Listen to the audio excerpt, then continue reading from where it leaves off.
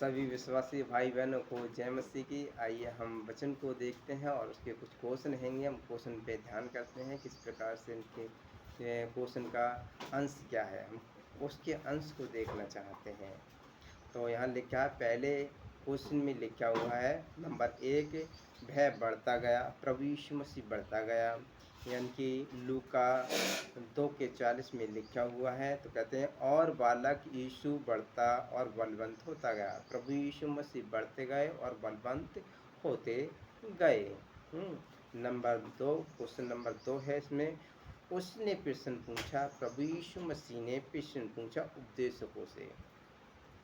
जो मंदिर में उपदेशक थे, जो शिक्षा सुना रहे थे, उन्होंने प्रभु यीशु मसीह ने उन्होंने यानी उपदेशकों से प्रश्न पूछा।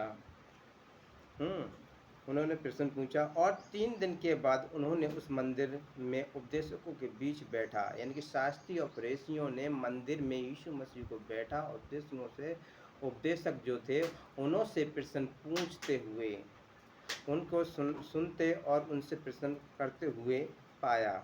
उनकी बातों को सुनते हुए और उन्हीं से ही प्रश्न पूछते हुए उनको पाया, प्रभु यीशु मसीह के लिए पाया।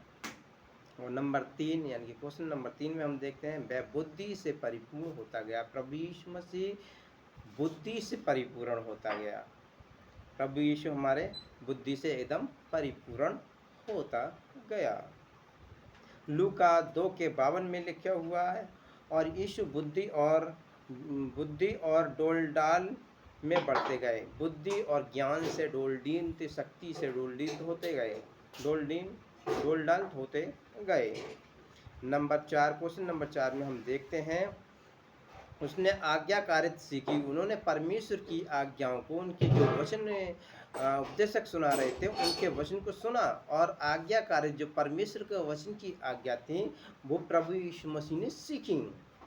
और इब्रानिया 5:8 में लिखा हुआ है, और पुत्र होने पर भी उसे यीशु यानी उस यीशु से दुख उठाकर आज्ञा माननी सीखी। दुख उठाकर प्रभु यीशु मसीह ने जो परेशानी, जो दिक्कतें प्रभु यीशु आई थी, वो सारी दिक्कतें, सारी परेशानियां उठाकर उन्होंने माननी सीखी कि जो हमारे जीवन में होना है वो सारी ही परेशानियां, सारी ही दिक्कतें, सारी ही मुसीबतें उन्होंने अपने ऊपर सह ली।